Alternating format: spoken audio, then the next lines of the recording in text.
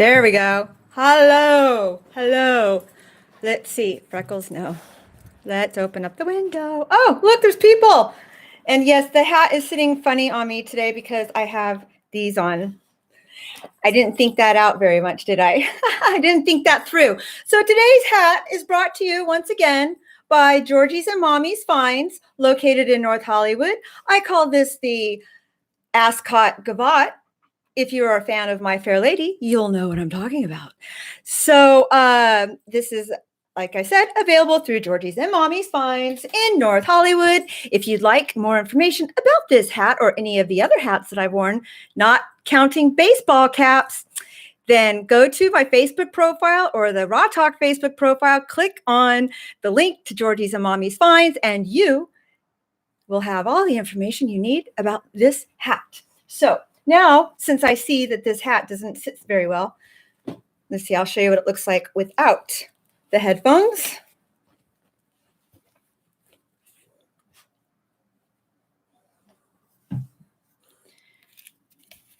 Suitable for a ballerina funeral. Yes, indeed. I actually almost wore it to a ballerina funeral this weekend. And by the way, today is March 19th, 2019. This is Melissa Hill RAWTALK. I am Melissa Hill, and this is RAWTALK. So already the chat is active. Let's see what we got over here. Awesomeness. Gotta scroll up. Okay. Awesomeness. Guess what show I'll be watching when I get out of work tonight? That's from Pitchfork 17. Thanks, Pitchfork. Eric. Oh, we have Eric, the moderator. He's back. We missed you last week, Eric. Once again, if you're not familiar with Eric, he is a fan of the horror genre, and he does movie reviews like Chucky, Bride of Chucky, Pet Sematary, and the reboot. Is it a reboot or is it a revival? Or is it a re-release? Or is it a remake? Remake. That's what it is. Remake. Remake of Pet Sematary. Brewski. Oh, okay. Never mind. That's a private conversation. And we're live. Good evening, Melissa. Good evening, Paul. I'm okay. La, da, da, da, da. La, la, la, la. Ah, all right. That's why the conversation looked crowded, because there was a private conversation happening amongst the chatters. Hello, Nick. And da, da, da, da, da. Oh, we got Adam. Hello, all. Got my YouTube account updated with my handle. Yay. Oh, good. So you're not user 5,300,2019 anymore, or whatever that was. Thank you, Melissa, my non-paid promoter.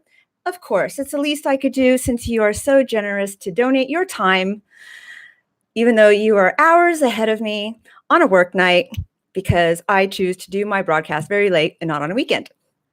Okay. I'm going to try and see if I could see. I even wore matching colors for the hat previous to me testing it out to see if it would work with the headphones.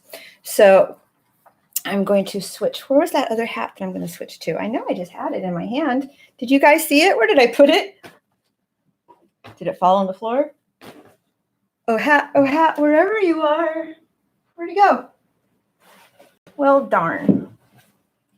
Oh, don't know where it went. Okay, I'll wear this one then.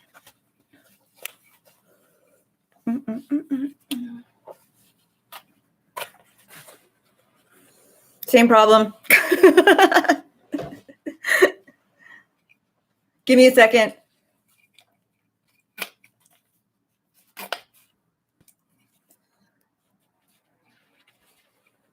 I don't want to ruin this one. The fancy fedora.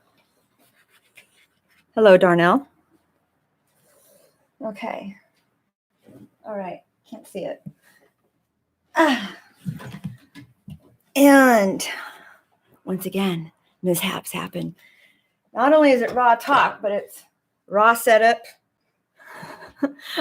raw mistakes. Call it what you will. Everything's raw. Did I forget? Oh, there it is. Hold on. My cup is over here. Ha! And here we are. Da, da, da, da. The cup. I decided today I would start drinking my beverages in a cup. Who knows? Maybe one day the cup or a cup similar to this cup will say something like Melissa Hill RAWTALK or whatever the show is called in the future, if the show should continue in the future. Okay, then. So tonight I'm going to be joined, I believe, by two guests. Oh, there's the hat. It's over there on the floor. God. Okay, anyway, enough of that. Tonight, I'm going to be joined by two guests. One is an environmental scientist. Please do not do anything Bluetooth machine. Okay. The other is a local realtor by the name of Alex Izbisky. Now, before I bring the guests on, which is going to be a while because you know me, I got some chit-chatting to do. I wanted to just, because everyone's asking me, oh, how was the trip to the hometown? How was the memorial service / funeral? All that kind of stuff. So, okay, so I can monitor the chat via the, oops, oh, nope. There we go. Oops, oh, nope. Okay.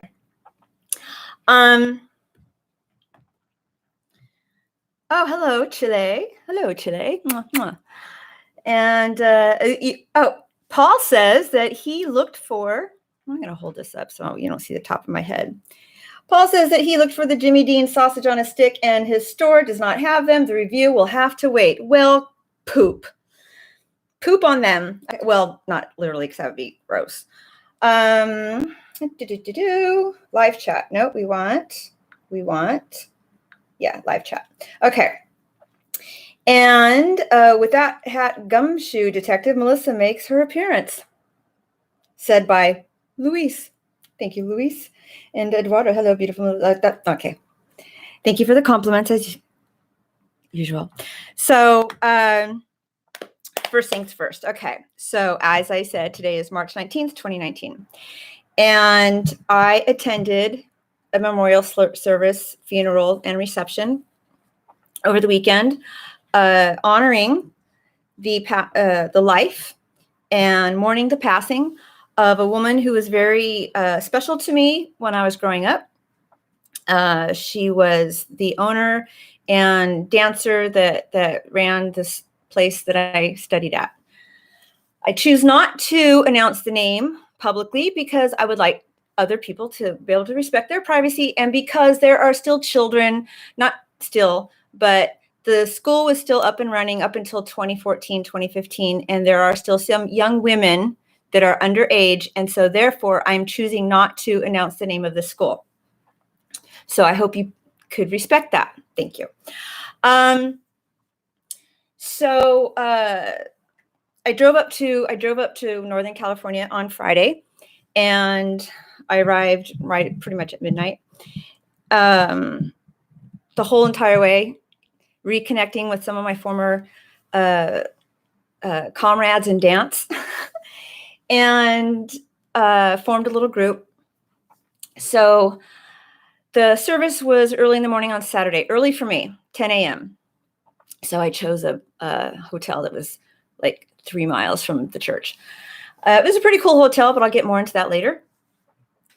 And so one of my former dance comrades came to the hotel and met up with me. I see the chat moving.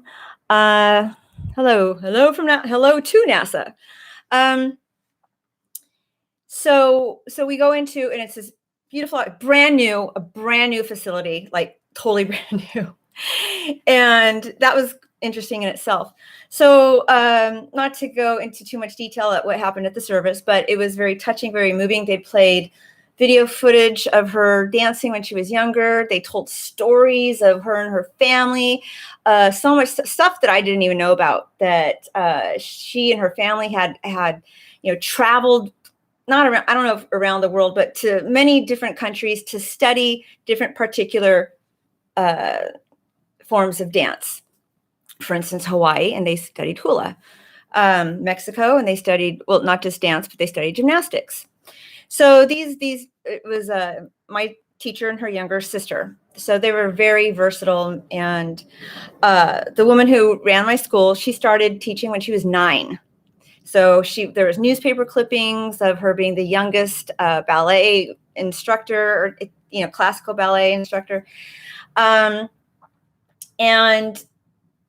before we went to the studio, myself and two other girls, because I picked up a hitchhiker at the church. So now there's 3 of us. So 3 of us went to another house that was located in close proximity somewhat to the studio where the reception was going to be held. And there we met with 3 more ladies, and insanity ensued. So they were pulling out headpieces from old costumes, and I happened to be wearing a plaid, yellow and green, and they had, yellow and green sequin thing with the golden flower. So I chose that, and I dangled it on my eyeglasses, and on we went. We went to the studio. So we get to the studio, and we do a little huddle out in front, group hug, because it was the first time that most of us had been to the studio since our respective departures from the school for various reasons. And one of the girls videotaped everything, including the drinking fountain. I kid you not.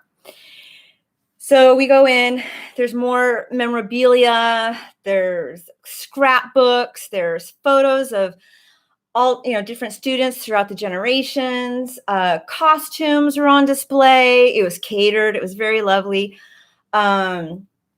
Kids were running around there. And then for me, it was like, I got to see, because when I reached the company class, I was the youngest in that age group. So I was 12 or 13.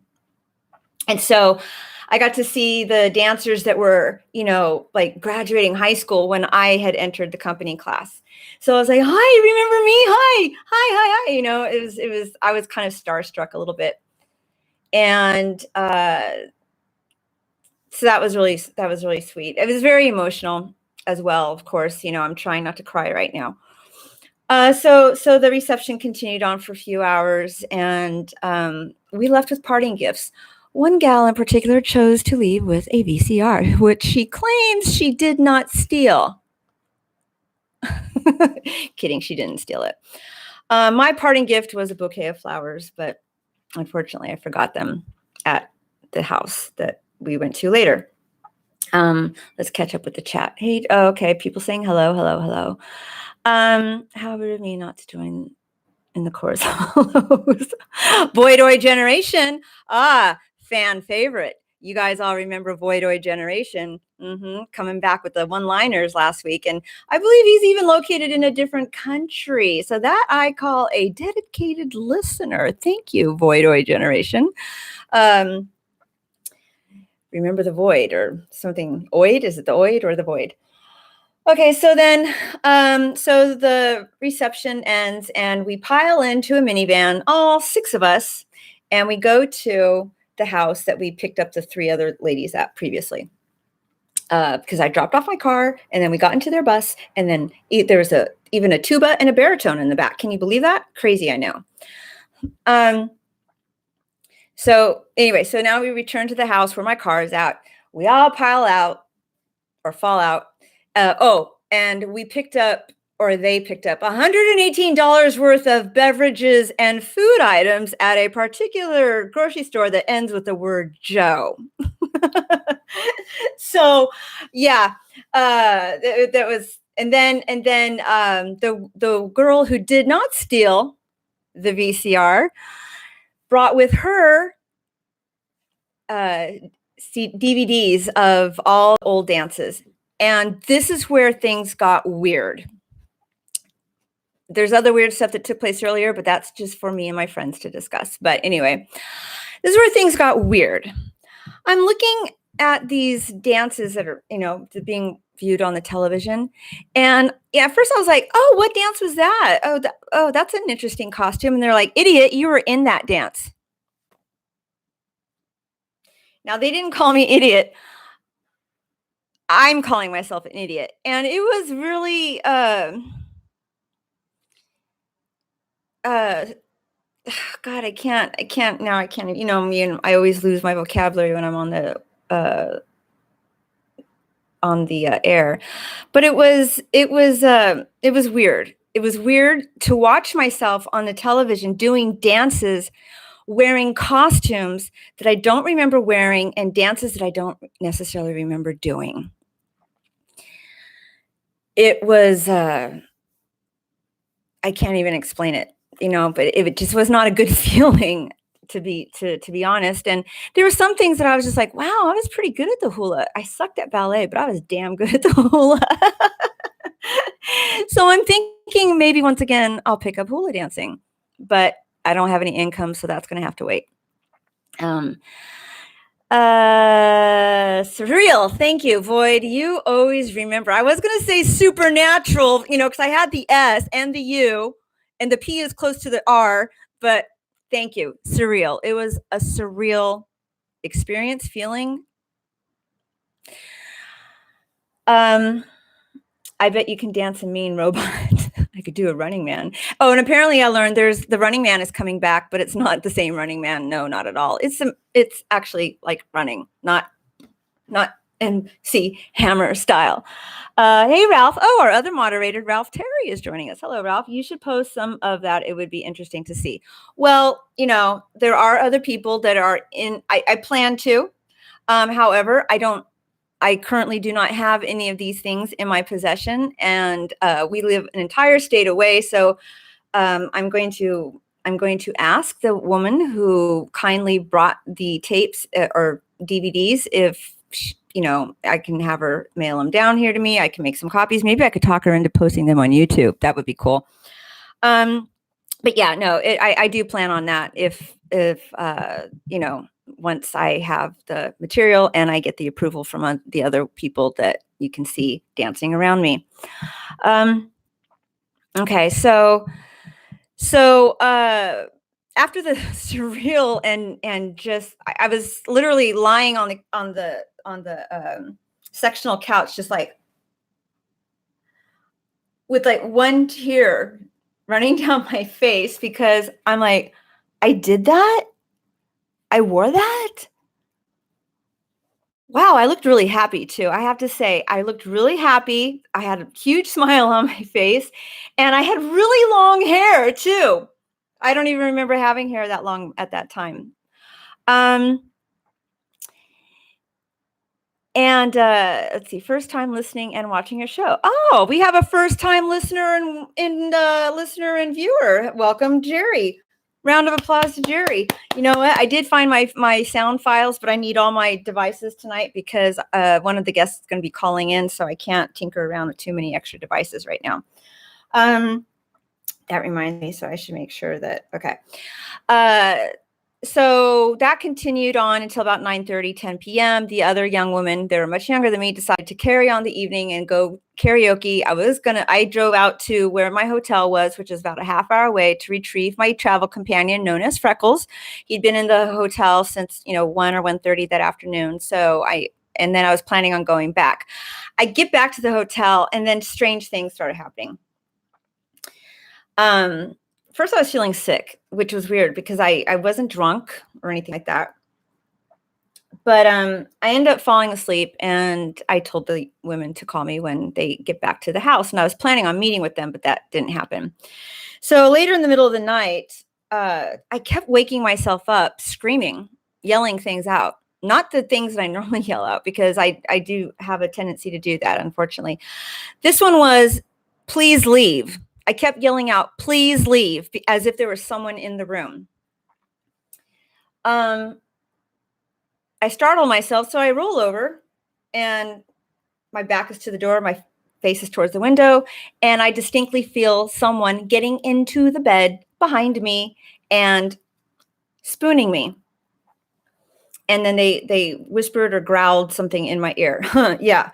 Right. So I turned around, and then I sat up, and I go, okay, whoever's in this room, could you please leave? And then I realized what I said, and I was like, wow, that's really weird, because I kept waking myself up saying, please leave. And now here I am fully awake saying it, and it was kind of weird. And I said, so-and-so, dance lady, if this is you playing a joke on me, could you please stop? I don't like it. It's not funny at all. And, you hear jokes about, people make fun of white people in horror movies. So white people go walking into the area where they're not supposed to go, or they don't leave an area that's scary to them.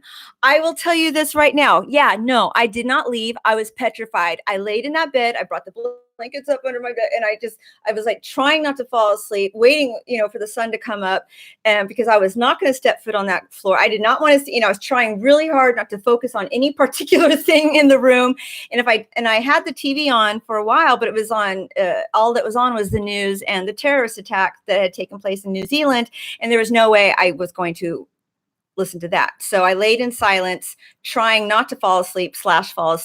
And I brought my dog. Oh yeah. So when I looked at my dog laying on the floor, he's in the Sphinx position, staring directly at the bed.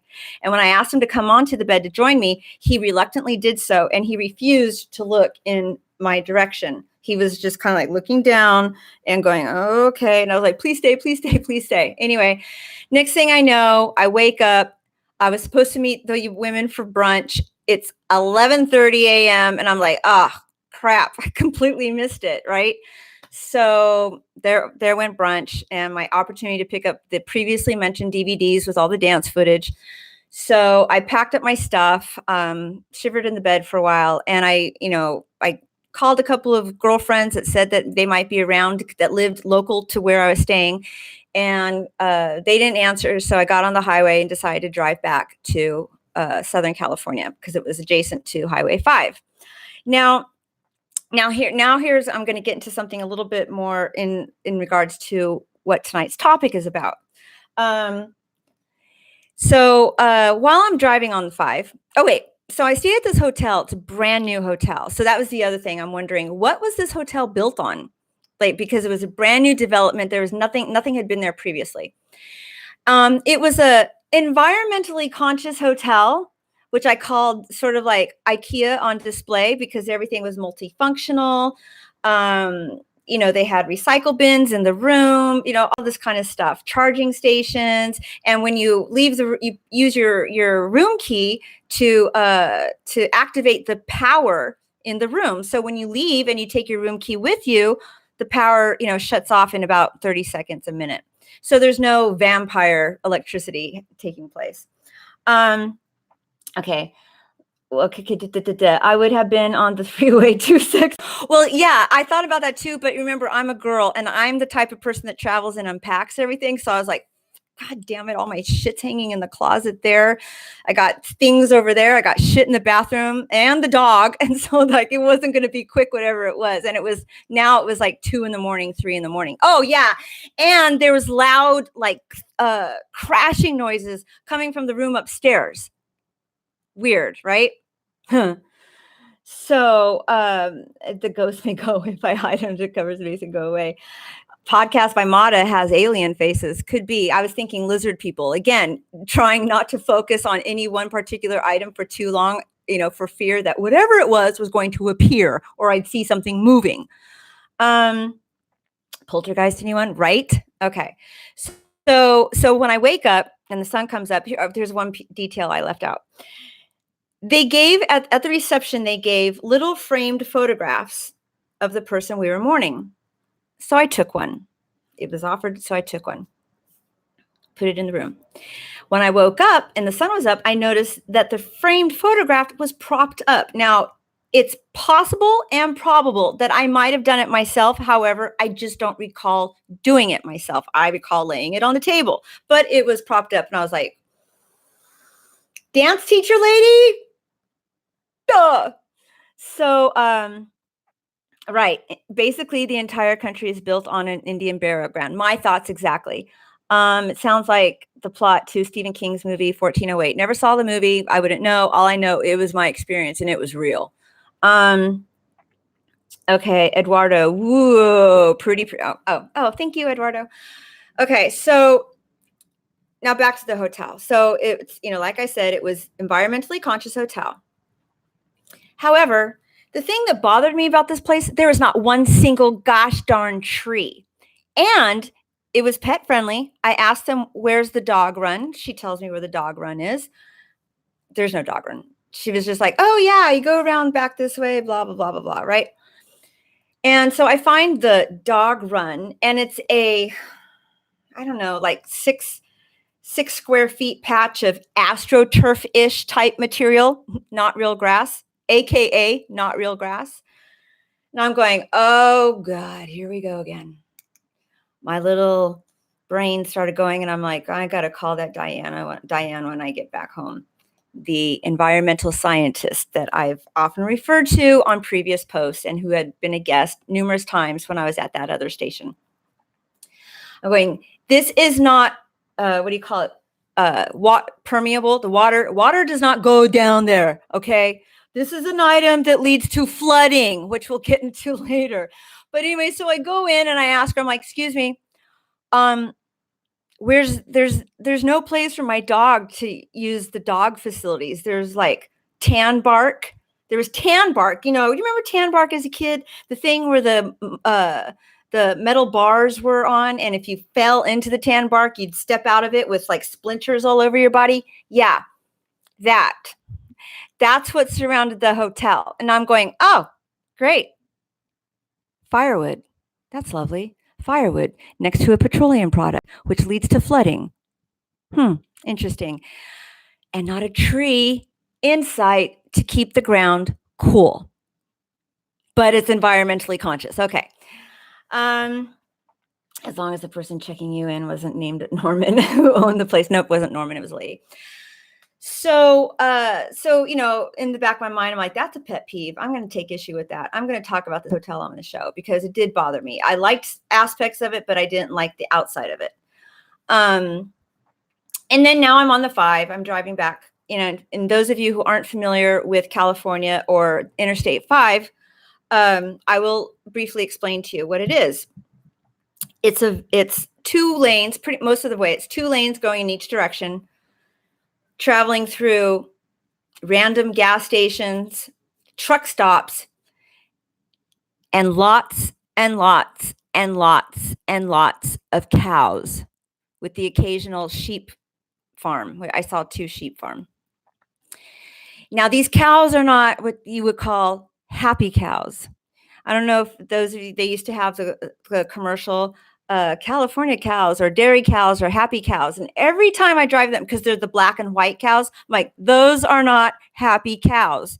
I've been saying this for years. Each time I travel in each direction, those are not happy cows because they're like knee deep in their own crap, which smells tremendously because they're packed into these areas and there's nowhere to walk except for them to walk in their own fecal matter, excuse me, or shit, or cow shit, whatever you want to call it. Oh, almond trees. You know what? Didn't see it, but they have a new place called Bravo Farms, which looks like it was built out of the leftover tan bark that was sitting outside of the hotel I mentioned previously.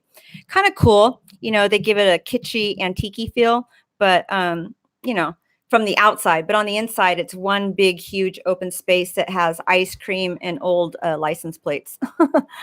Okay. You're even in Illinois, they have that smell? Lovely. I mean, I was like, and I'm thinking as I'm driving through this ode to cow, scent to cow, whatever you want to call it. And I'm thinking, are the fumes from the cow shit going to make me sick? I already know, like, all that shit is hot. It's hot, right? So some say, and we're going to get into this later on, some say cow shit also leads to global warming / climate change because it's so freaking hot. And and there's so much of it, there's nowhere for it to go. And it's killing. There's no plant. There's no like trees or grass or anything that can survive being suffocated. Yes, because plants do breathe and live. No plant, grass, tree, anything can survive, as far as I know, underneath all the cow shit. So I'm driving and I'm thinking there has to be something else that cow shit can be used for. Could it be, maybe it could be used as a fuel or a substance to fuel our vehicles? Could it be transferred into electricity somehow? Can it be used in some other way other than sitting on the ground, killing all life forms around it and suffocating anyone who tries to breathe in its vicinity? You know, because all you see are like these cow farmers and their tractors or their whatever you call them, pushing cow shit around. Where does it go? Where do they put it? Do they bury it? What do they do with it? As far as I know, you can't use it for, I could be wrong, but you know, they say if you do mulch, right? Or, you know, if you take your grass and your plant and matter and you know, fruits and vegetable items from the kitchen and eggshells and stuff and compost. I knew eventually I'd come up with the word. If you do your own composting, they say not to put dog poop in that because of whatever it is that they eat. Now, is it the same for cow shit? Maybe Diana can help us answer this question. I should be keeping an eye on my phone to make sure she hasn't called. Okay, capitals. Capitals? Okay, so let's see. Has she called? No, she has not. Okay. Shit lives forever, I see. John Stewart says. Hello, John Stewart. Kickball? Anyone? But the mushrooms, man, the mushrooms. Oh, wait. Do mushrooms? Oh, that's right. Mushrooms. The funny kind of mushrooms grow underneath cow shit. Is that correct? Oh, here we go. Hello. Hello. Okay, so we are joined now by, and well, would you like to introduce yourself? Oh, and please, yeah, I think you should turn down the sound in the background because I hearing the echo. Yes, that's what I am doing. Dot touch. Hi. Hi. It's Diana here. Hello. Your neighborhood environmental biologist, locavore, and I say that because you are talking about cows. Right. And yes, and I have a degree in horticulture science and a whole bunch of other things having to do with the environment and landscaping and all kinds of boring things. But I'm calling because I heard you mention cow manure, so I thought I would lend a hand. Thank you. Cow manure, that's the word I was looking for. Okay, I'm trying to close this window on my computer. It won't close for some reason. Okay, fertilizer, and I think you can turn it into a form of gas. That is one of my moderators says that. Okay, it's a stupid thing. Okay, all right, Diana. So thank you for joining us. All right, so cow manure. Go.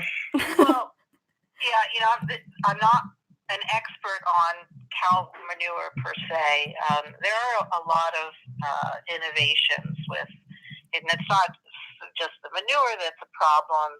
Where do you store it? Things like that, and there's a lot of unfortunate problem solving happening around that. For example, USDA's response to that is to keep the cows in an enclosed environment, which is, from an animal welfare perspective, not the best thing. And apparently it's not just the manure that's an issue for, if you're talking about greenhouse gas emissions, they say it's the cow burps, the cow farts, etc. With the manure, however, there's companies who are turning that manure into fertilizer in the form of chips. There's technology that's in place to utilize that to run as a replacement, for example, for fossil fuels. Somehow, I don't know all the particulars on this, and nothing is being done on a large scale, except for maybe as the, bagged fertilizer, which they do this with chicken manure as well. Okay. Oh, okay. Sorry, I was making sure the listeners could hear the call because I'm having a slight technical issue here. Okay. I think the bigger issue really is industrial farming. right? If the concern is, what it's doing to the environment, and cows is, part of that. So industrial farming is really extremely harmful on the environment and uses a lot of fossil fuels and emits a lot of greenhouse gases into the atmosphere as a result. Can you explain? I'm sorry. Can you explain really quickly to those who listening who might not be aware, what is greenhouse? What does greenhouse mean, and what is the? Well, it's carbon emissions. Okay. So I think everybody kind of understands carbon, right? How much carbon you're putting up into the atmosphere. Okay. Okay. So greenhouse emissions would be carbon in the atmosphere. Okay. So, all right. So that wasn't really, I didn't want to, we're not going to go on cows. That would be a topic for another time, maybe. There's so many. Now, when I arrived back home, those of you who are listening now, when I get back home on Sunday night, it was late, and I turn on the news, and granted, there was the attack in New Zealand, which someone, what's her name, Kellyanne Conway, had called him an eco-terrorist. So I want to clarify, like, what is an eco-terrorist? So eco-terrorism is an act of violence committed in support of ecological or environmental causes against people or property.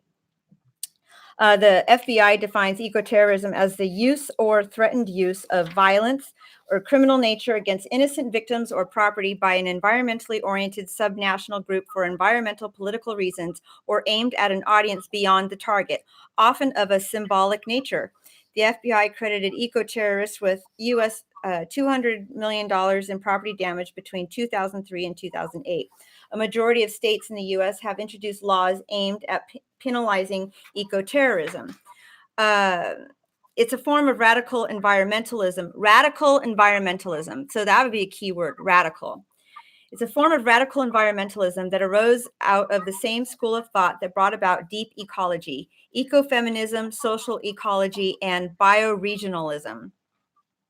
Ecoterrorism is a controversial term. Some eco-terrorists are people fighting to preserve their environment with the belief that they are preserving their existence. Okay, so I guess in a way, he would be an eco-terrorist according to his what do you call it? Vocabulary? The thing that he wrote. The thing that he wrote. Okay, so manifesto. Thank you. Some eco-terrorists are people find environment with the belief that they are preserving their existence. Examples of such eco-terrorists include tribal ethnic minorities, such as it seems like I lost a page. Okay, I lost. Oh wait, I got the wrong page here. The definition of terrorism includes acts of. Okay, I already did that. And it could also be a form of domestic terrorism. Sabotage involves destroying or threatening to destroy property and in this case is also known as monkey wrenching or ecotage. Ecotage, I guess it would be a combination of eco and sabotage. So like a form of decoupage? Yeah, decoupage? Not to be confused with ecotage. Many acts of sabotage involve the damage of equipment and unmanned facilities using arson. The philosophy behind ecoterrorism. The thought behind ecoterrorism rises from the radical environmentalism movement, which gained currency during the 1960s. Ideas that arose from radical environmentalism are based on the belief that capitalism, patriarchal society, and the Industrial Revolution and its subsequent innovations were responsible for the despoliation of nature. Radical environmentalism is also characterized by the belief that human society is responsible for the depletion of the environment, and if current society is left unchecked, will lead to the ultimate complete degradation of the environment. Now, I feel that this gives environmentalists a bad name, because some people would bunch a well-meaning environmentalist or an environmental scientist into an eco-terrorist. People that choose not to believe in climate change. Was that a climate denier? Is that correct, Diane? I'm sorry, can you ask the question? Is it a climate denier? Is that someone who does not believe in climate change or global warming? I think so. Okay. All right. So I'm not going to get too much more into this. We can go into that later. But anyway, so I do want to address the attack that took place in New Zealand, because I don't want to be accused of not doing so. And from what I read, his manifesto, he was doing it because he didn't like the invasion of outsiders coming into his country. And I feel that that word invasion is dangerous because it's used by leaders of our own country. Now, I'm not, I don't, this is sort of like a really touchy subject, so I don't want to talk too much about it. Although, of course, no innocent lives deserve to be taken away from them. But I just wanted to touch on that briefly because of the topic we're doing tonight. So when I got home and after the news about the attack in New Zealand, I see another story come up about high school kids that are becoming environmental activists and choosing to do walkouts of their classrooms in order for them to directly address leaders of their countries. And we're talking worldwide, other countries, not just the United States, many countries, many countries. So Diana, I always call you Diana. You were talking about this movement briefly on the phone the other day when we spoke. Could you explain what's happening? What's the movement about, and why is it so urgent? If you're referring to the lawsuit? Yeah. So a couple things happening with children. I would call them; they're not yet adults. Most recently, there was a walkout in schools throughout the nation of students who were walking out because of their to raise awareness over the lack of action over, and I hate to use this word, climate change, but over global warming. And that didn't get much, if any, that I saw any news media attention, because at the same time, on the same day, there was the New Zealand shooting. So those type of walkouts, similar to what the students were doing around the country after the Fort Lauderdale shooting of the high school in Fort Lauderdale. And I think what you were kind of relating to was that there is a lawsuit that's been going on for quite some time by 18-year-olds and younger there's a lawsuit actually suing the United States government for lack of action on climate change under something called the public trust doctrine. And all of the petitioners are teenagers, basically, and maybe even younger. I don't know all the petitioners, but it's one particular case that has been making its way through court systems successfully because science is on their side. Right. So what I did today, because I didn't have time to go through, I recorded what I saw on the television. I want to play it for the listeners and the viewers. Terrorism is terrorism, no matter who does it. Okay, sorry, reading some of the comments here. So there's one student who's American. Her name is Alexandra Villamayor. Sorry, I said her name wrong. I have a link to her on the Facebook page. So she started a movement in her community in the United States, and so I'm going to play it right now for the listeners. Oops, hold on. Walks to the front of the United Nations. Okay. Oops. Ah. Every Friday, Alexandra Villaseñor walks to the front of the United Nations and chooses this bench over 7th grade. It is a one-girl strike, and it started months ago after a trip to California brought her frightfully close to a paradise in flames. Because the air quality was the worst in the world, and I have asthma, and we had to even roll up wet towels and put them under windows.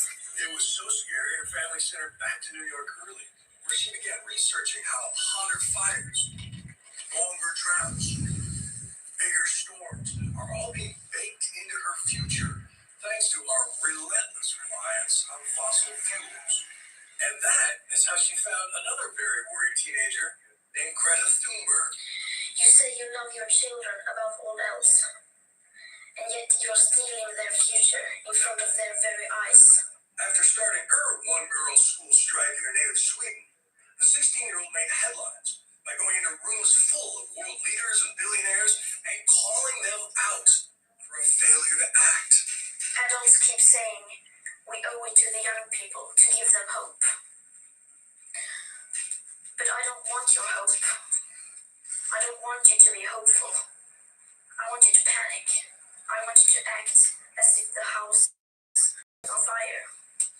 Because it is. Yeah, she retweeted. She's going to be one for the history books. Absolutely. And you think you will be too? Maybe. Thanks to social media, girls are now connected with young activists around the globe. Here's the Sydney organizer for School Strike for Climate, Jean Hinchliffe. She's emboldened by every new friend who seeks out her bench, every retweet from celebs like Leonardo DiCaprio. We have come to a point where our Earth is dying. And she devours every viral clip of kids challenging leaders like Senator Dianne Feinstein to do something, anything, to save the broken planet they'll inherit. Some scientists have said that we have 12 years to turn this around. Well, if something gets turned around in 10 years. She says seeing them get dismissed like naive kids only steals her resolve. How long will the strike go, do you think? As long until the necessary actions to make sure we stay below 1.5 degrees Celsius is met. Simple as that. Simple as that. That means a complete overhaul of the biggest economy in the world. Yeah. Easy. Easy peasy. Inspired by the youth-led March for Our Lives, they are hoping that millions of kids across 60 countries make a statement that cannot be ignored. Welcome to the revolution. Change is coming, and action is needed, whether the grown-ups like it or not. Bill Weir, CNN, New York City. Okay. Alexandra Villaseñor walks to the front. Okay. So that's kind of what you're talking about, right? I actually, sorry, couldn't really hear. Okay. That. All right. Back to talking about the youth climate lawsuit.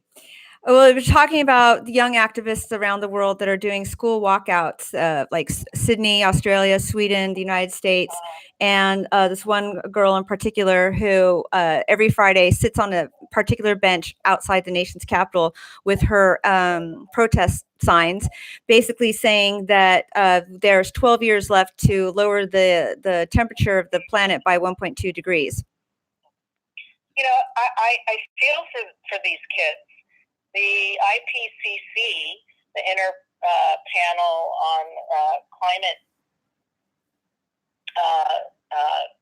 committee reported, was it earlier this year, that there's 11 years before we're going to exceed 1.5 degrees Celsius. And there's all kinds of models that say what that looks like, and it's pretty catastrophic. And so, I think that personally that the youth should be very concerned. But what I want to be careful is to make sure that we're not associating what these students are doing with EcoTerrorism, which I think Kellyanne Conway, who was the one that mentioned that, I heard about, is conflating that with another term, which is ecofascism. And that is a right-wing term that she was making the association with, and I think she just got it wrong. But that is when you have very right, ring or conservatives that are fixed on this idea that they believe that there is climate change, but they are using that as kind of welcoming it as an opportunity to reorder society to the kind of lines that they prefer to see, and cleanse the earth of things that they despise, which is what I believe is what happened in New Zealand. So she got it slightly mixed up, if you ask me. But those two movements are very different. I mean, one's something that's extreme, and it's very right. And the other one, and you're talking about the students, is, more of a left-leaning movement. Okay, so I'm going to go through the comments really quick here so that we can include them in the conversation. The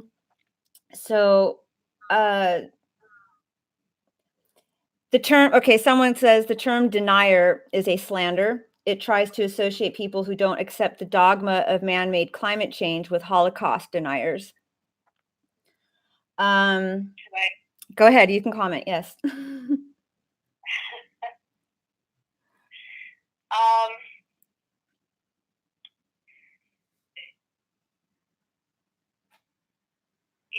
No, maybe I won't comment. Okay. On that.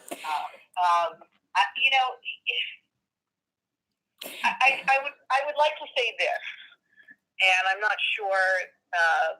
I'd like to say this, that it's true that climate change is not a new phenomenon. It's something that is a law of physics. So maybe I might agree to some level that I wouldn't want to label someone a climate denier. But we've been using for several centuries now this the idea, or scientists for several centuries now have been putting together a fairly clear vision of what's causing global warming and the greenhouse gas effect and how that might play out in the future. So it's not a new phenomenon, as I would say skeptics would be the better word. Right. As skeptics often try to suggest. And I think sometimes one of the arguments that they use is that, climate has been changing through the centuries. Right. And it's true. It's true. And like I said, it's physics. There's nothing new to the science on that. Okay. So there is some. I do understand some of the skepticism, the argument that it isn't happening, or that it's just normal. Right. environmental responses to things is not exactly true. Right. Can I say, I want to say something really quick. I think the difference is, even if this is, and it is a cyclical thing that happens throughout history, the difference between us now and previous people that experienced it is that through experience, you're supposed to gain wisdom. And with wisdom, you're supposed to learn what not to do or what to do differently that could improve the situation, not just blindly, in my opinion, not just blindly accept it as, well, because I don't have any kids, but one day I hope to have some children. And yeah, I don't want to leave them with an ocean full of plastic bottles. I don't want to leave them with animals that have like 6-pack rings tied around their mouths and now they're deformed because they got the thing on them when they were young and they're stuck with the plastic on their mouth and now they got a deformed face because the ring is stuck on their face and they can't do anything about it. And another thing that happened before I saw the story on the news is they were talking about the flooding, the large amounts of flooding that's happening currently right now in the Midwest of the United States due to melting ice in Nebraska. Now, I've never been to Nebraska. I always thought Nebraska was just flat, that there was just fields and whatever. And I could probably be wrong, and I probably am.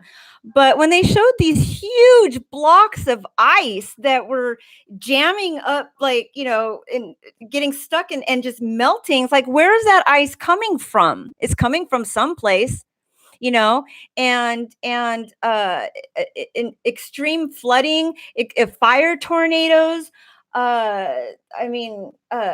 It's freezing here when it's like a heat, they're having like a heat wave someplace else where they normally don't. And another thing is odd is that when it's the same temperature in California that it is on the East Coast, that doesn't normally happen. High winds, all this. I mean, today it was sweltering hot. Just last week the wind was blowing and things were falling over and it was freezing cold. Freezing to me. So to me, so for the people that just want to sit back and say, oh, well, this is something that normally happens.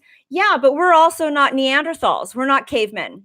And we're supposed to have learned something, human beings, the Homo sapiens, we should have learned something as the years go. They always say, don't let history repeat itself. Why is this any different to those of you who choose to believe that this is just a normal thing and there's nothing we can do about it? That's my 2 cents. Well, I just would maybe add to that. I mean, what we've done is put up more carbon dioxide into the atmosphere than has ever been in the atmosphere. So what that does is it puts out a lot more energy into the atmosphere, and that energy plays out in terms of the whole suite of things that you were talking about, which is more extreme weather conditions.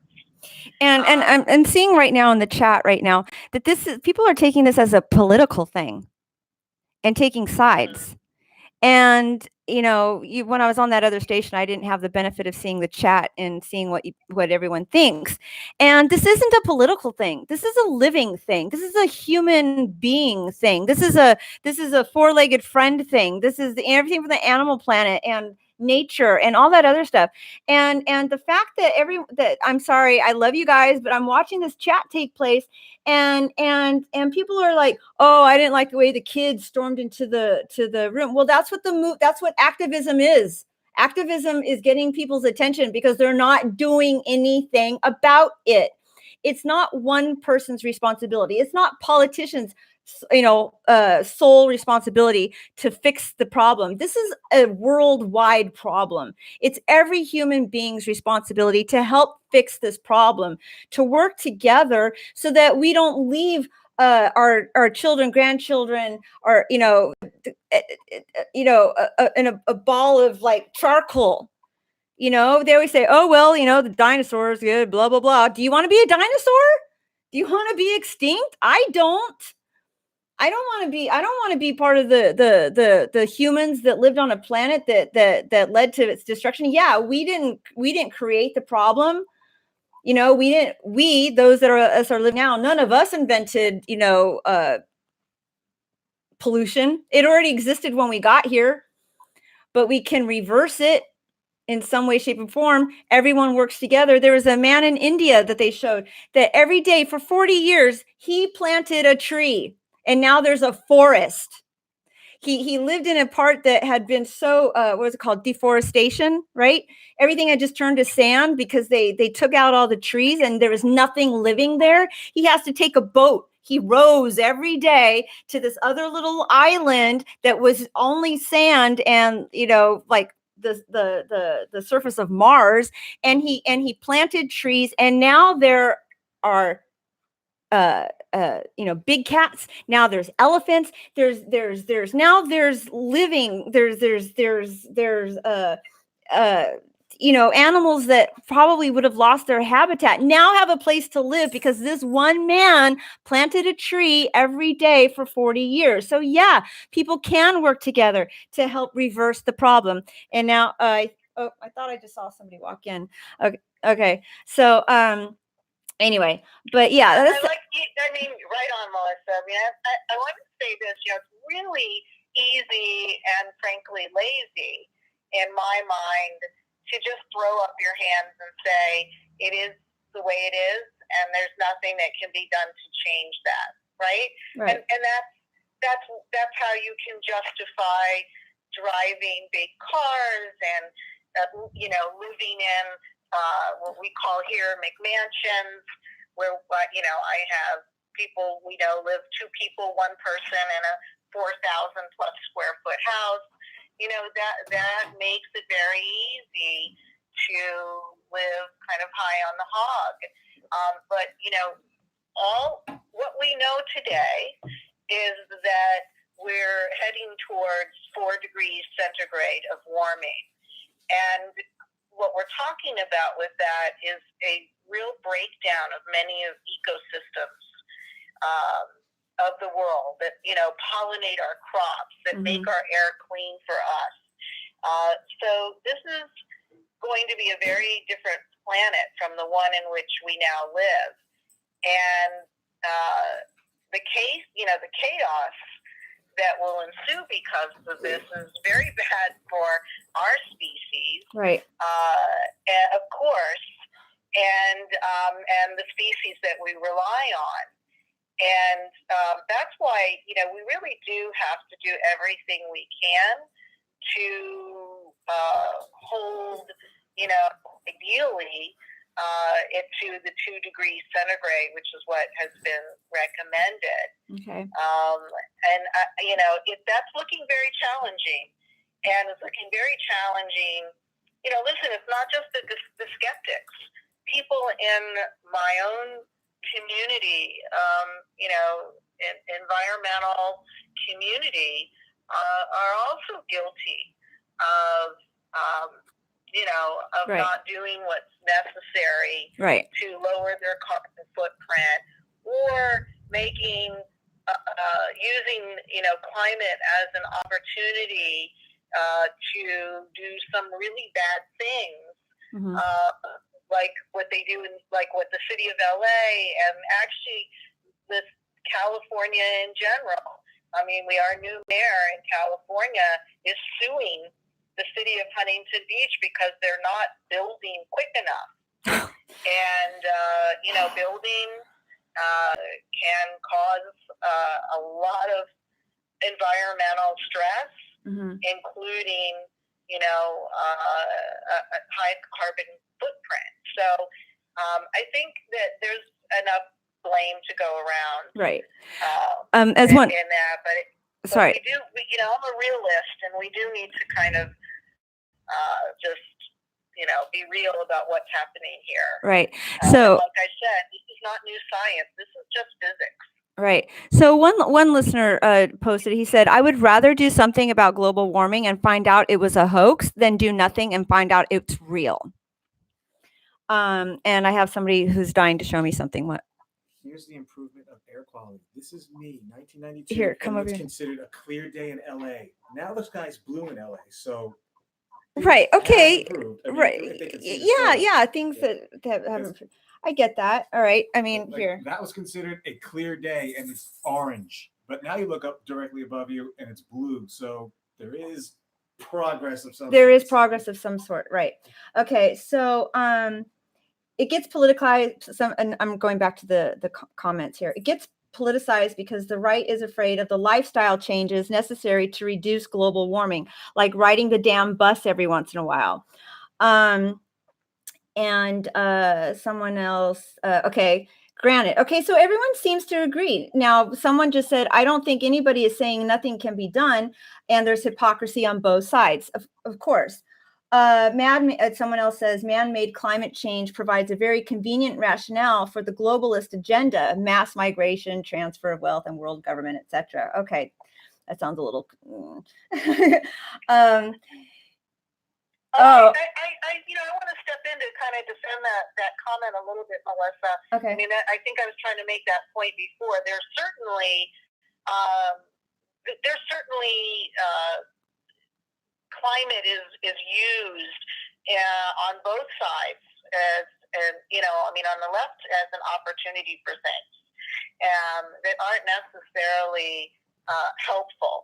So the density argument, if people are familiar with that, the idea that we have to have these very dense cities and where everybody lives in the cities in order to save nature out in out in the country is one of those that kind of doesn't make a lot of sense when you really delve into it, or it's certainly how we see it being executed.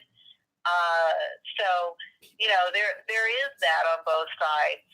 I do want to say this about pollution. I heard somewhere in the background about pollution. There's no city. So, Melissa, you and I live, and I don't know where everybody else is from, but we live in the most toxic city in the nation. Right. Yes. I mean, the street that I live on right now, I don't know if anyone can hear it. There is constant traffic right now. It is, what time is it? I don't know what time it is. Okay. And my friend here says, well, you obviously didn't live in New York City. Okay, fine. But this is supposed to be California. We're supposed to be green and pretty and clean and all that other stuff. There's trash everywhere. I drive on the road. When I was leaving LA to head up north, I was like, this is disgusting. It's absolutely disgusting. You guys don't know how good you have it. Okay. But it's fine. But I'm just saying, like, I don't care if it's worse someplace else. It doesn't mean it has to be that bad here. Well, it isn't worse. The point is that this is the most toxic city in the nation, and there is a relationship between the carbon that is up in the atmosphere and heat and pollution. So, there's all of these. It's very multi-layered. Right. When we talk about this. So. Okay. So let's. Transportation, all the cars certainly contribute to that. Right. Bigger houses contribute to it. The lack of nature is the real problem with what's happening with the carbon emissions, because one of the really important reports that has come out is that we could all transition to electric tomorrow, and that still would not put us in a place where we would not increase that we would not head towards an increase in degrees. Okay. And that we passed this point, and we actually now have to sequester carbon, and the only way to do that is through green plants and their mycorrhizal fungi. Okay, so all right, so let's get back to nature and off the okay. Now everyone in this chat is agreeing that this is a conversation that needs to take place, but obviously you and we don't have the time needed in order for this very important debate and conversation to happen. So let's get back to individuals, okay, and not world population, because now people are saying that people are living longer, that's why it's more polluted, all sorts of different things. I'm not disagreeing with any of you. So I'm sorry, people are not living longer, by the way. Okay. Not in America, they're not, by the way. compared. I hear that argument all the time, but it's actually not true. Okay, explain. Well, I mean, statistics are telling us that people are not living longer. Where you are not going to, your parents will live longer than the generations behind them. Oh, okay. So people are starting to live not as long as they were starting to live. And we're starting to, well, it seems like, so lifespan of the typical human, I don't know, however many generations ago was okay, 40, right? So they got married younger, all that other kind of stuff. Then people started living longer because of scientific enhancements, medicine and whatnot. Now we're in the era of pollution, extreme weather events, fire, tornadoes, okay, and technology, fossil fuels, all that kind of stuff. I mean, I grew up in Northern California. Now, I'm not going to be like what some might refer as a hippy dippy, but I did know people that did actually make a car run using steam. Okay. It's possible to do these things, but it also doesn't make money if you're not buying and selling fossil fuels. My opinion, just saying. So there are other ways to power our vehicles. Stop chatting to me things that I can't read when I'm talking. Sorry, talking to the person that's sitting over here. Okay, so right. So someone else even says lifespan in the U.S. are actually going down. You know, there's also what foods are made of. You know, the products that are in food, and kids are getting fat, and now they're having heart disease at a younger age. They're getting cancer, all this kind of stuff. We could talk about the cancer rate right here. So as I was saying, right on this street that I'm at, constant traffic all day long. The local airport flies over all day long. So there's not only does that lack of sleep cause stress, now the lack of sleep can also lead to other health issues, right? Stress leads to cardiac arrest, right? Things like this. So it's not just political stuff, but I mean, I guess it is political stuff because somebody's got to approve the flight pattern. And someone's benefiting from that at the cost of our lives and our health. I don't smoke, and I know who was Christopher Reeve's wife, however many years ago, she died of lung cancer, and she did not smoke any cigarettes because she lived here. Okay. Yeah, so the U.S. life in 2016, there was a report that came out that said U.S. life expectancy dropped. And that was the second year in a row that a report like that came out. And apparently that was a statistic that hadn't happened since the 1960s. So, you know, the question is, and I don't know the statistics on why, you know, but certainly one reason, you know, might have to do with the food we eat, which you have, you know, touched upon a little bit,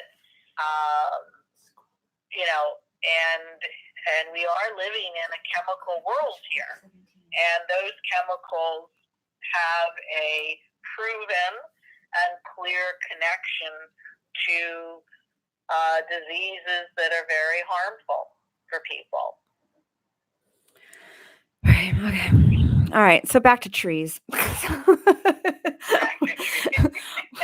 We're already at an hour and 15 minutes, so I'm going to take a guess that the second guest might not be showing up. So that then we can get into the conversation about developers and development next week if he comes in, since he's a realtor. So let's go back to trees, plants, flowers, grass. Oh, that's right. I had a thought. Standing firewood. Those of you who might not know what standing firewood is, much like the tan bark that I mentioned earlier around the hotel, except it's the size of a almost tree. They're standing firewood is what is referred to malpruning. Diana, what is malpruning, and how does it affect us and our trees? Well, you know, I don't know how many of your listeners are on the East Coast. I used to live on the East Coast, And it wasn't until I got over to the West Coast that I fully understood the level of malpruning. You know it when you see it, and that's when a tree doesn't look like a tree. But there's all kinds of different malpruning, but it's, some are called topping, where they go in and they literally just cut off all the canopy of the tree, which I think you're talking about, this standing pole concept, where the tree is completely defoliated and it's just basically a trunk with some branches sticking out. Arms with no hands. Yeah, there's another form of malpruning where you just overthin the tree to where there's also just some water sprouts coming out of it with a leaf or two. There's a whole host of terms called lion's tailing, all kinds of things that are done to trees. In fact, there's a great organization up in Seattle called Plant Amnesty that's completely dedicated to education about, I think, what they call, harm done to trees. And it's all focused around proper pruning practices. The reason it's important, beyond the obvious, which is, over cutting anything is harmful. The reason it's really important, and how this ties into what we were talking at the beginning of this, is that when it comes to trees, I think everybody knows that trees sequester carbon, and they clean the air, and they have a whole bunch of co-benefits that is really a public utility. So when you go in there and you malprune them, or you remove the leaves, you're removing the very thing that actually provides all of those ecosystem services that would help us and our health. So it's actually the leaf area that is responsible for sequestering carbon, cleaning the air. I think we all learned, right? It was in elementary school, how that the carbon cycle works and how oxygen is released into the air. And so when you remove the leaf surface area, then you basically have rendered those surfaces, move with the tree.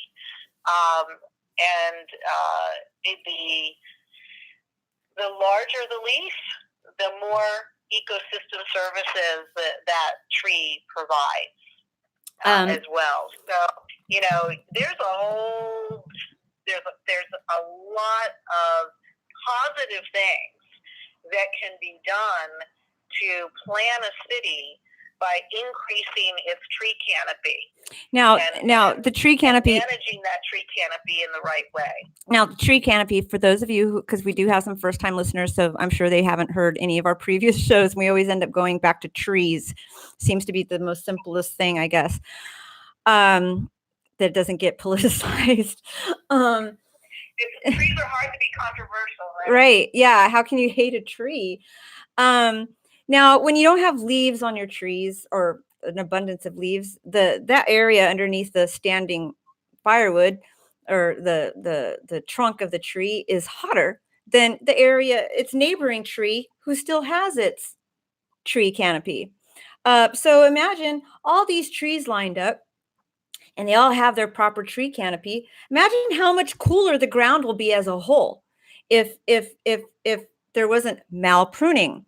And also, as Diana mentioned, the leaves remove the bad pollutants from the air, which make us as human beings and our four-legged friends and any other member of the animal planet or animal kingdom, or fish, the ability, to give us oxygen to breathe so we have healthy lungs. Now, I'm not saying that, because some people believe, I'm seeing on chat here, we as humans are a virus to the earth, and the earth will adapt and survive even if we are not here, and it's going to expel us in order for it to survive. Not totally disagreeing with that. However, we are here, and I personally, I don't want to die in a giant ball of fire. I don't. I want to have a nice peaceful death whenever that happens. I don't want it to be because of something, because a fire broke out, 15 miles down the road on a former nuclear power plant or whatever it was. And then, gee, it's a wildfire. I mean, these don't even get me started on the fires. Some of the wildfires that happen here in California, that those of you who don't live here choose to be like, oh, well, they're just rich people that, so what? Who cares? No, there's people like me. I'm not rich. I've got nothing. I have my car and my dog. My car isn't the most fuel efficient that I'd like it to be. So I can make up for that in other ways, talking about trees. Well, one of the ways you can make up for it, Melissa, is by not eating hamburgers. Oh boy, you're going to piss off a whole bunch of people right now. Explain. Let's go back to the cows, right? Industrial farming, but that really is. I think the good news is that there's so much you can do. Okay. Right? There's so many things that you can do. But the tree issue is the green cover is so important, because as we densify, and what the trend that's happening is that the populations are moving into the cities. And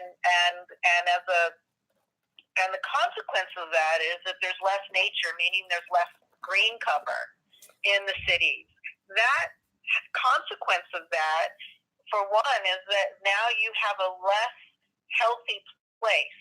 You have a more polluted place as a result.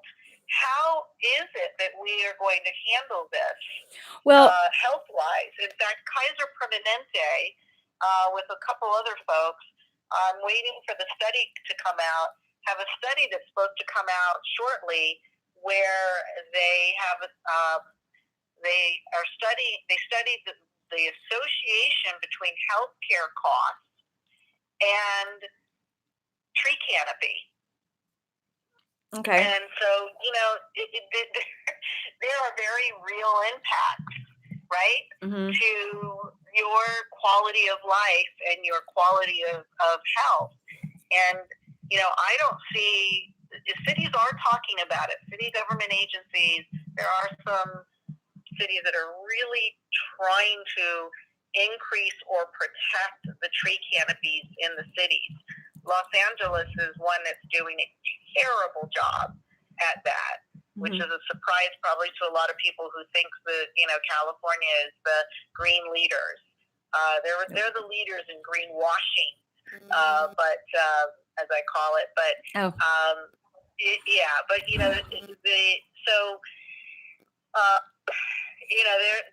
there's big consequences in how we treat the natural systems, and those are the systems that would keep us healthy and would solve a lot of problems. Okay, I'm just going to tell you, right? Than putting solar panels on the roof of your house, for right.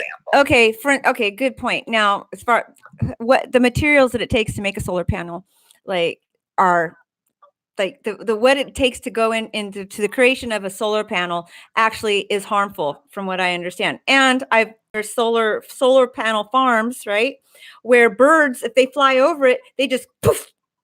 Well, you can see that on the way to Vegas. You see, there's the dead birds everywhere, because that's the reflectors, right? Because they're flying over these solar panels and it's killing the birds. That's the mirror reflectors. They're okay. All right, Shelley. You get the idea. Now, a lot of the chat that's happening right now are a bunch of angry male humans that are like, hell no, I'm not giving up my burger. What are their options? This is kind of like a different show than it used to be over at that station, because I can see what people are thinking. Then one other option is to, well, first of all, you could eat a burger that is from a farm where the cows are sustainably raised, rotationally grazed. Right. So that's going to be a more healthy burger, and it's going to be better on the environment. So You could live in a smaller house with and plant trees. I mean, there's a lot of other options. And I want to say about the solar panels, to add to what you were saying, Melissa, I mean, all manufacturing comes with some environmental damage, or fallout, I guess. The solar panels, and not that I'm against solar panels, but in the state of, I think it's the state of California, but certainly in the city of Los Angeles, now all new construction has to put solar panels on their house. And I watched a new community go up in a high fire zone, by the way. oh my God. And they were all patting themselves on the back about this new community development that had the solar panels, but there literally was not one tree. Right. It doesn't make a lot of sense, right? Mm-hmm. So nothing to shade the houses, nothing to provide, to pull pollution, clean the air and provide more oxygen, all of these other things. So it's that's the other side, the left, the far left, that makes, I think, some pretty poor decisions like that, to say, well, we're going to solve the problem by putting solar panels on every roof. And by the way, one of the reasons why there was a lack of tree canopy there is because trees conflict with solar panels. Okay, sort of like they do satellite dishes, I guess. Now, I was going to say something. Oh, now I remember when I was in Las Vegas recently, and I was in a room that was overlooking the city, and all I could see were giant industrial size flat rooftops. And I'm looking at all these giant flat rooftops, and they're all blinding, like they're all reflecting the light back up into the sky. And now I'm fair skinned, I burn easy, and my eyes hurt if direct contact, because they're like a vampire. But I'm just like, you know what? That's all this wasted real estate on all these perfectly flat rooftops where they could have a green roof. Now, I don't know if people still do that, but I remember a number of years ago, people were talking about that people that have flat roofs, they could actually help cool their homes without the use of as much air conditioning, by plant, of course, doing it in a proper way so it doesn't damage your roof or your home, but putting grass up there, a grass that will keep the roofs cooler than how they are normally when it's just, and possibly even make the roofs last longer because they're not being beat down with like intense heat and sunlight the majority of every single day. So there's that. Now going back to the burger thing, I occasionally take in a burger, but I don't have a cow burger. I order a bison burger that, from a place where the bison got to roam freely. I'm assuming, because it's from a restaurant that everything is local, or so that's another thing that people could do. If they don't want to go vegan, you can eat at restaurants that only serve food that was raised or harvested or whatever locally. That way, not as much fossil fuels, not as much pollution is put into the earth in order to transport the food to that particular restaurant. Yeah, I have a question for you. Okay. How far do you think the average piece of fruit travels to get on your plate or to the grocery store? Well, being that I live in California, I always assumed, because people used to always say, "Oh, California was like a." Oh, you did? Oh, well, okay. These oranges that I received yesterday traveled an hour and a half. Yeah, the average is 1,500 miles. 1,500 miles? Yeah, the average is 1,500 miles. And so, when we talk about what are some simpler things you can do, right? Well, one of the things you can do, so you can't afford organic. maybe you could go to a farmer's market. And I realize there are some farmer market deserts in some cities, and so that's not a good option. But those are options in a lot of places in the nation. And so those, eat local. In fact, it's a big movement. I think your friend from New York should know this, where you go into restaurants. I think New York was at the forefront of this, where they would have, easels up at the front saying where the food is from, because people like to know where the food is from. That's where this whole idea of locavore came out from, because imagine all of the fossil fuel that's saved from not eating food that's been transported 1,500 miles. Right. Now, not since we're talking produce, there's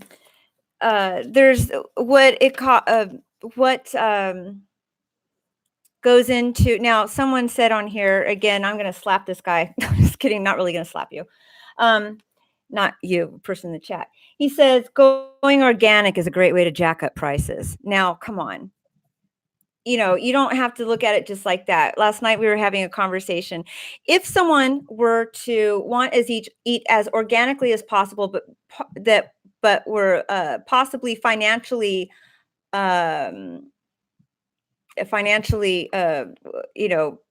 struggling or whatever, challenged. I call it financially challenged.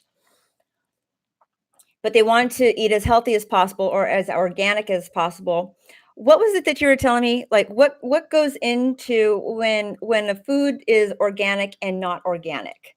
Pesticides, the soil, what is it exactly? And how are those things harmful to us as we ingest these items? So first of all, I just want to address, there was somebody saying that the food in California that comes from Central California to LA, and actually in your grocery stores, most of that food doesn't come from Central California. It comes from outside of the state, which is the irony, right? Which is we have one of the, if not the largest agricultural,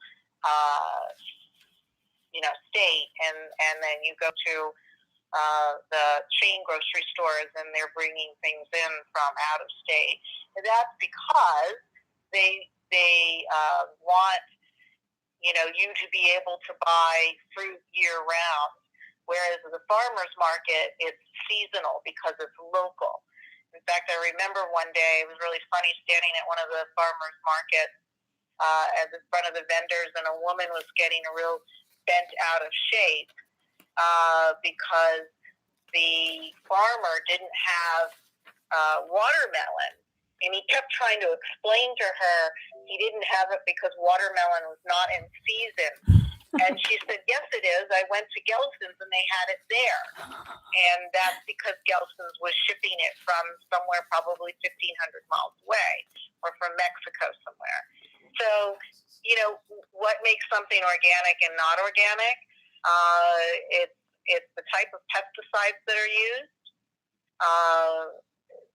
So if you can have an organic certification, and there's organic certification, and that's a whole nother conversation, but you can have, in order to have an organic certification, you have to use organic pesticides. I actually think it's, it's deceiving when people think that organic means that there's no pesticides. That's not true. It just means that they're organic pesticides. They're not chemical or conventional pesticides. And to get to an organic certification, you have to have several years of soil if you're transitioning from a conventionally grown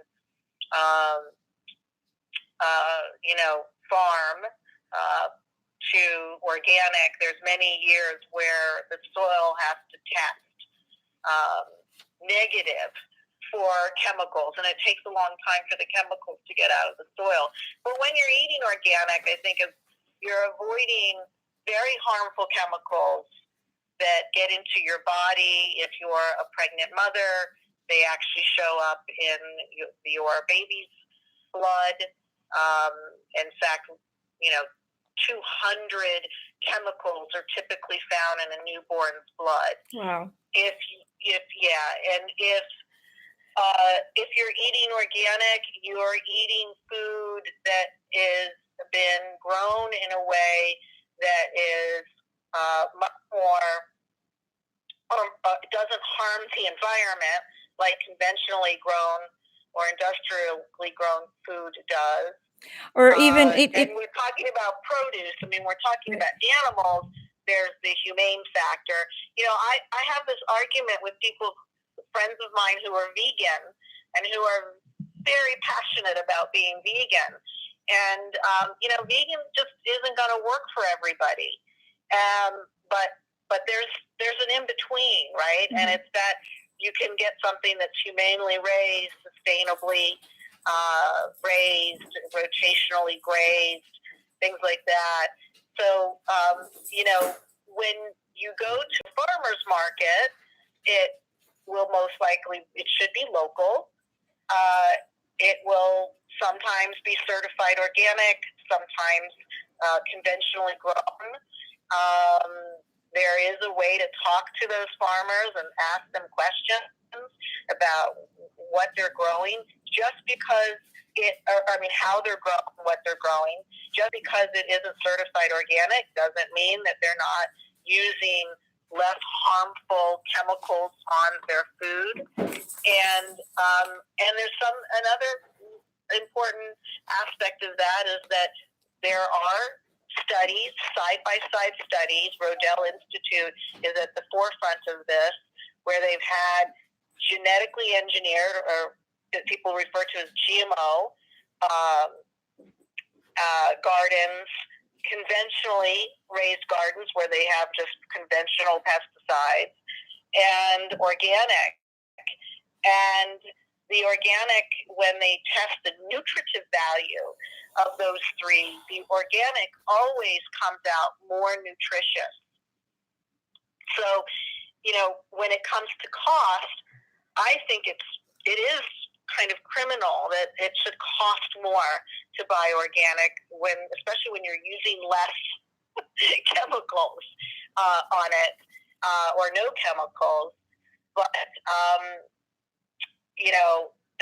that's not the way it is. But I do find at the farmers markets, I did a side-by-side comparison many, many years ago, where I was shopping at a grocery store for a couple months, and then compared that with shopping at the farmers markets for a couple months, and my bill was lower when I went to the farmers market.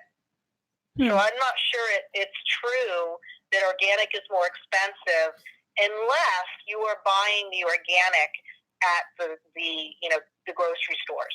Well, it seems to me like when, for instance, when you stuff that when you're in the grocery store and there's the organic section and the not organic section, the not organic section seems to sell things in larger quantity, and not everyone's going to eat an entire bag of potatoes or an entire bag of oranges. Some of that might go to waste. So, that's just whatever, my 2 cents. Now, you're talking about pesticides. What's the difference between a pesticide and a herbicide? So an herbicide is a type of pesticide. Okay. So the herbicide is, typically people are familiar with Roundup, right? Right. So I'm holding up the article. Pesticide typically used to control weeds. Okay. Whereas pesticide, so an herbicide is a class of pesticides. Whereas pesticides cast a wider net and includes herbicides and then a whole bunch of different chemicals used to control fungus. So fungicides is another class of pesticides, or insect pests. Okay. So I wanted to just really quick, because we're at the 1:45 minutes mark now, and this is the longest show already. Now, those of you who don't want to give up your cows, those of you who don't want to eat organically, or think it's too expensive, you might be thinking, wow, I contribute back to the environment because I have a garden and I take great care of my garden. Now, if you enjoy gardening and you feel you take great care of your gardening, I hope you're not using Roundup, because Roundup now I think this is the second time in how long? In less than a year. Two times in less than a year, that a jury reached a verdict that claims that the manufacturer of Roundup, which is called Monsanto, which is now Bayer as in Bayer aspirin. Okay, then. Yep. Has the Roundup herbicide was a significant factor that caused a man's cancer, non-Hodgkin's lymphoma. For 30 years, this man used Roundup to control he lives in Santa Rosa, California, which is a nice green area. Well, actually, I don't know. I haven't been there since it caught on fire. Has not Edwin Hardiman, 70, of Santa Rosa, has non-Hodgkin's lymphoma, a cancer of the immune system, after using the weed killer to kill poison oak and invasive plants on his 56-acre property over the course of 30 years. Now, really quick, I want to say, locally to where I live, they had done renovations on the LA River to make it more appealing. And they planted native plants, which I'm sure, Diane, we could talk about that on another show because we're at 1:45. But what they did, though, was that they were using Roundup. So you can't even walk your pets there. Like if you like to take your dogs for a walk, you want to look at nature. Well, if how good is that nature going to be when it's being controlled, by from being destroyed by Roundup, which is destroying you as a human being, and your four-legged friends when you take them for a walk. So if you take your dog for a walk and they stick their nose in there and they're sniffing around, and God, better hope that they're not sniffing any of that Roundup. So it's well, if you like to frequent a park, or you're living in the city of LA or another city that has something similar, and you want to go down to the Los Angeles River and recreate, which is what city policymakers encourage people in the city to do, you can better bet that you not only will be walking in a chemical soup of Roundup. In most cases, a Parks and Recreation uses more than one herbicide to fight weeds. In the case of the LA River, they actually use 7 different herbicides. Jesus. And really quick, and some of it, when it rains, the herbicide gets into your water source, right? So it's not that he was just walking around and accidentally overspray was landing on his skin. They were also ingesting it because the runoff, when it rained, the herbicide would go into the water system, and now they're drinking it and ingesting it. So right, and none of the water, the systems to clean drinking water actually filter out the pesticides, and those pesticides are very mobile in the environment. They actually attach themselves to dirt and dust. So if you're walking in these areas, you're bringing that into your house.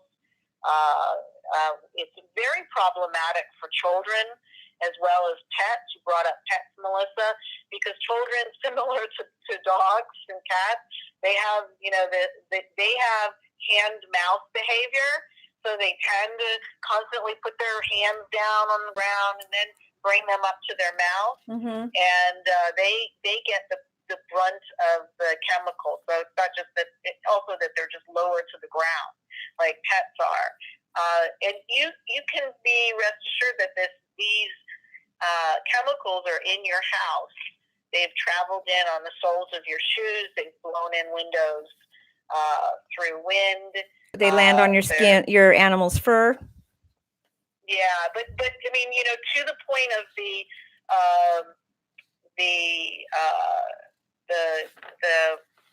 folks that are now the lawsuits, the Roundup lawsuits.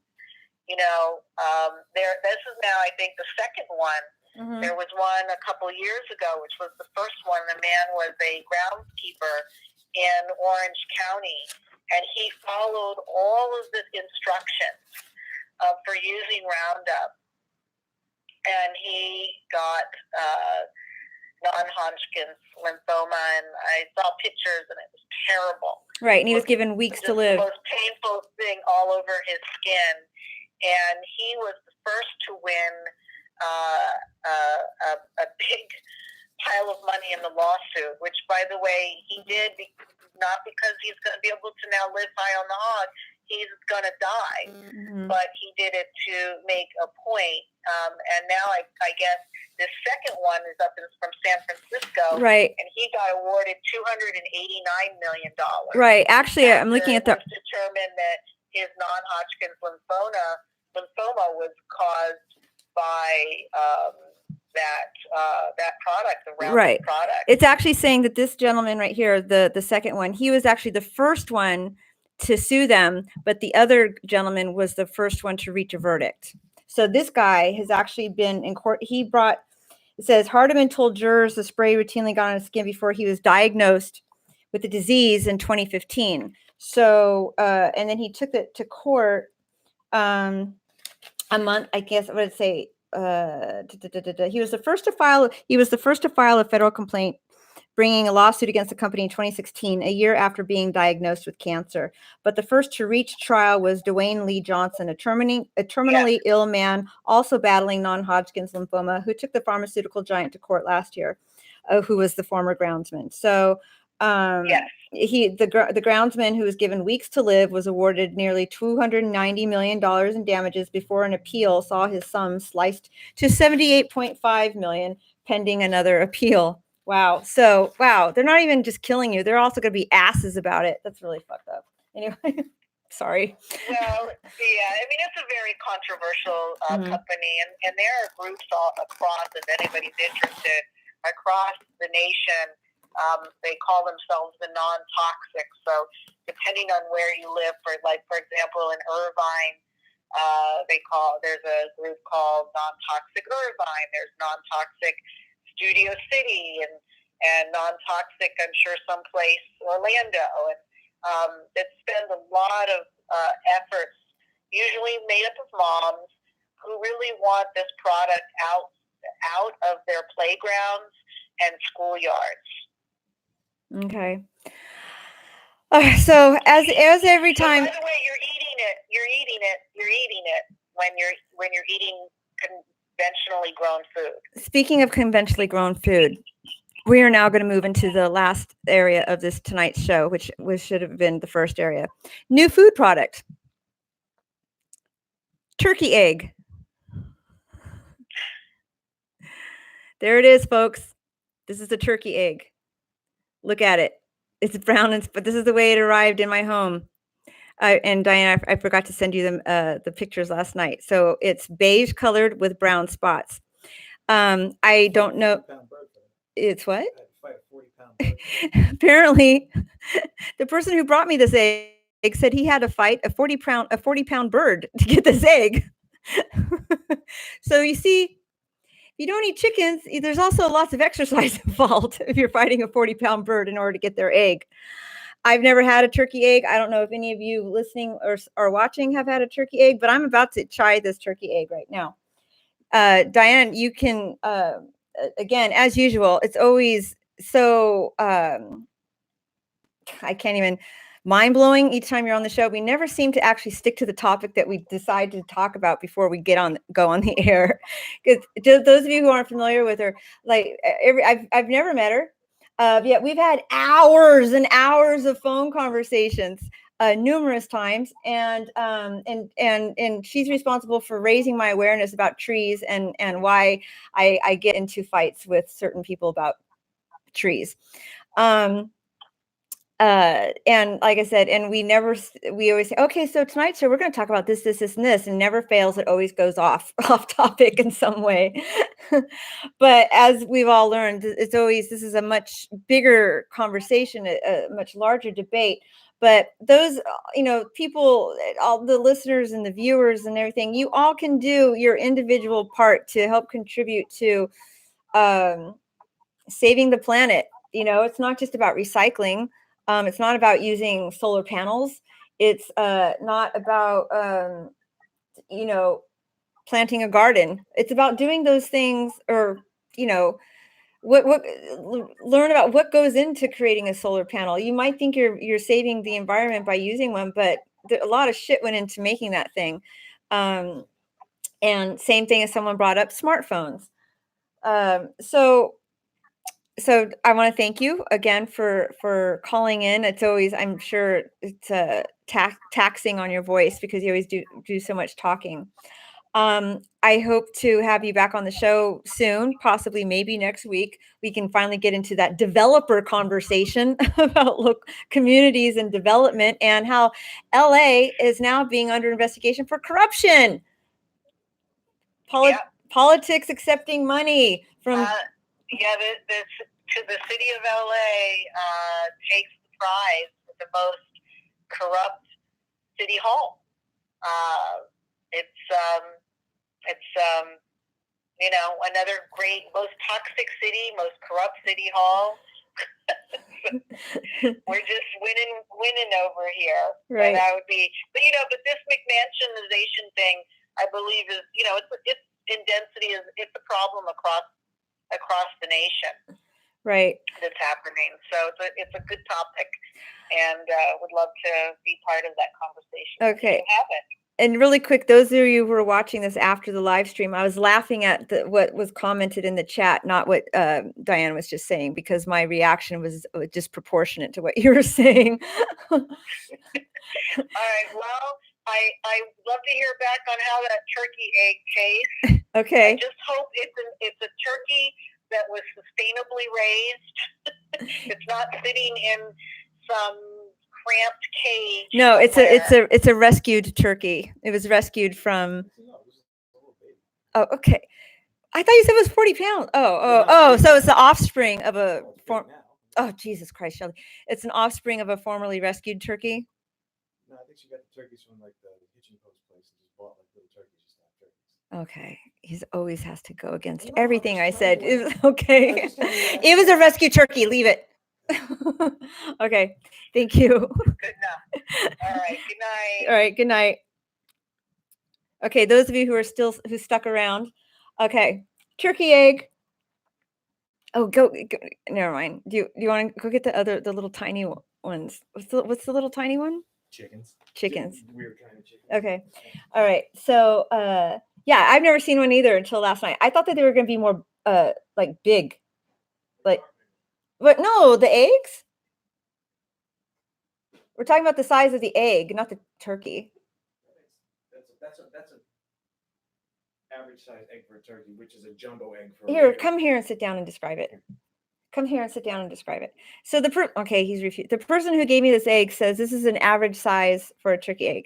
Now, what kind of egg is this one? That's one of those little fancy chickens, like those show chickens. Okay, so this egg is from a fancy show chicken, like the ones that wear wigs and fancy hats. No, the ones that are like not just those white chickens. They have like you probably want to sit in that chair. It's like your friend. What's your name? Right. You're gonna want to sit in that chair probably. Okay, so we're gonna have an empty chair here in the middle. Here, bring it over. Okay. Two chairs. No, I'm moving this one. Just bring that chair over here. Stop making it complicated. Hurry, we're running out of time. Oh my God. We're over at 2 hours. Okay, so this is the person who brought me the turkey egg. Explain. It's turkey egg. Okay. Shell's a little thicker, and yeah, they have turkeys, ducks, chickens. And it tastes like an egg. It's just a big egg. He lives on the property of a woman who used to be from the same industry I was, who now spends her time rescuing animals. God love her. She's contributing to the whatever existence of humankind. Okay. Explain this one. So this is now, have you eaten any of these eggs? Yeah. before? Do they taste different? What? No, it's just like an egg. So if I was to make an omelet out of this egg, like Yeah. so It's just like a turkey egg tastes just like an egg. Duck egg tastes a little bit like roast duck, a little bit. a duck egg tastes like roast. Duck egg has a little ducky flavor to it, like roast duck, but it tastes good. Okay. That tastes just like any other egg. All right. So he brought them to me hard boiled so that they'd be Easy easy to bust up with the oranges that I brought you. So right. And he brought me oranges so when since he lives so far away, when he comes to town, sometimes he actually helped me set all this up, not today, but originally. So kind of taught me what equipment to get. Now, how come this egg is so hard to peel? Because the shells are harder. The shells are thicker because Okay. turkey. All right, I'm gonna try to do this now. Excuse the fingernail polish. It looked great on Saturday, but I guess it all came off somehow when I was at the. All right. Get shells in the computer. Well, I'm trying to so they can see what I'm doing. Go read the chat. Do you want me to do this while you read the chat? No, this is my experience. You read the chat. I don't have my glasses. Read it out loud. Hold on a second. I gotta back up. Okay, so Eric says #rescued turkey. Turkeys were bought. They were bought as little babies, and then now they're big. And we've had turkey babies since then. Okay, here. I'm going to give you this so you can read the chat on here. Oops. Keep it quiet. Hold on. All right. I can see it. Oh, you can see it? Okay. Yeah, I just have to all right. So he's trying to refocus. I do my part by foregoing. So Brewski says he does his part by foregoing scotch and just getting high instead. You can just make moonshine in your backyard. How do you do that? All you need is like corn, Ew. still.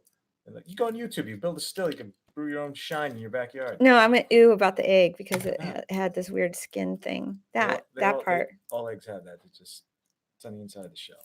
Okay. All right. So we're doing a new food product. All right. So because last week, believe it or not, Salt with that? Or you just gonna go? I'm gonna go all natural. So last week, I did the sausage on a stick. Crazy, but that show got it next to the Brianna Banks show. That one in numbers, like from because it said sausage. I'm assuming so, or watch Melissa put something in her mouth. I don't know. So now we're gonna do a new food product as much as possible. You get a picture of me eating the egg. Okay, so smells the same. Okay.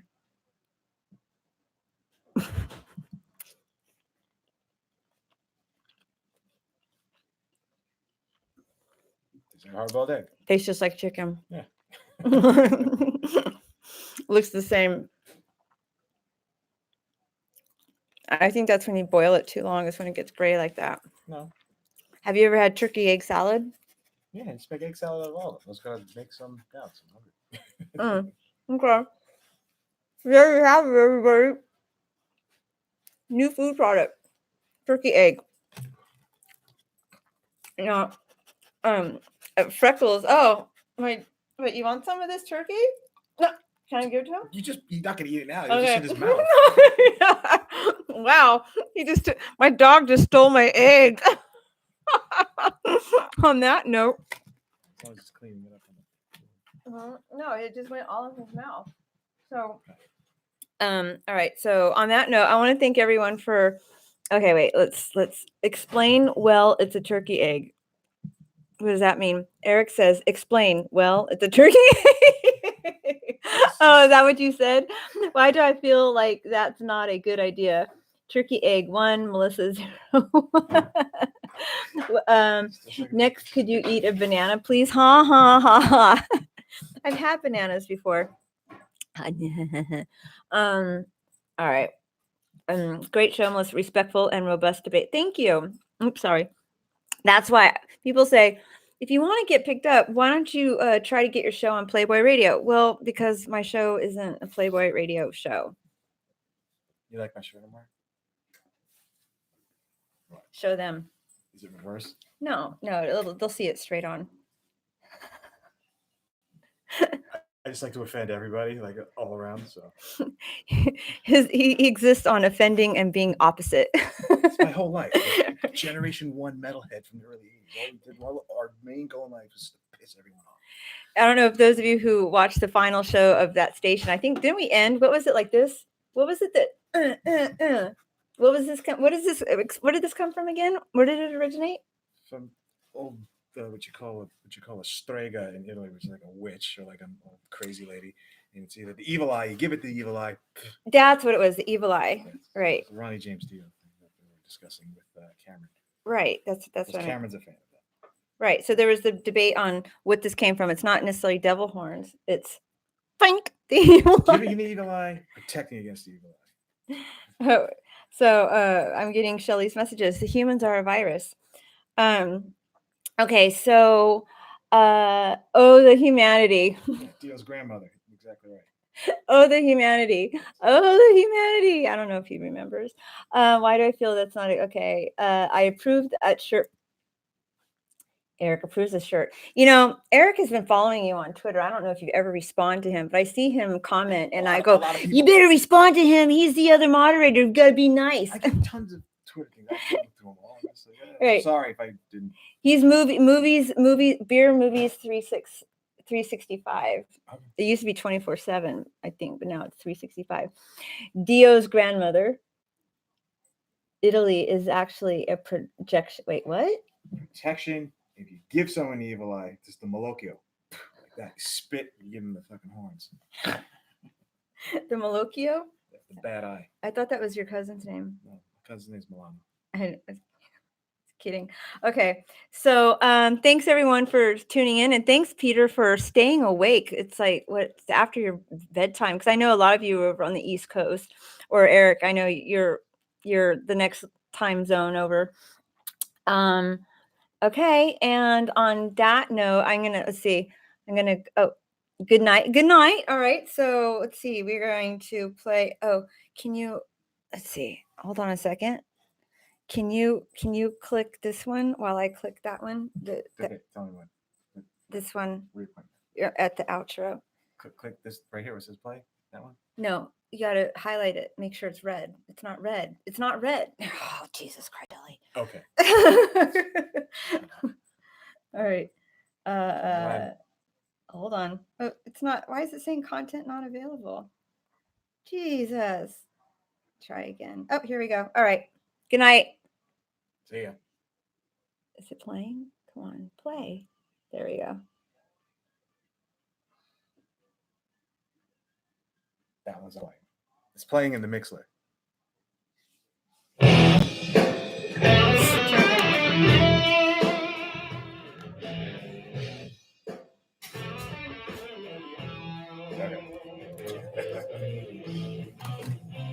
Hey there, LA. You're listening to Melissa Hill.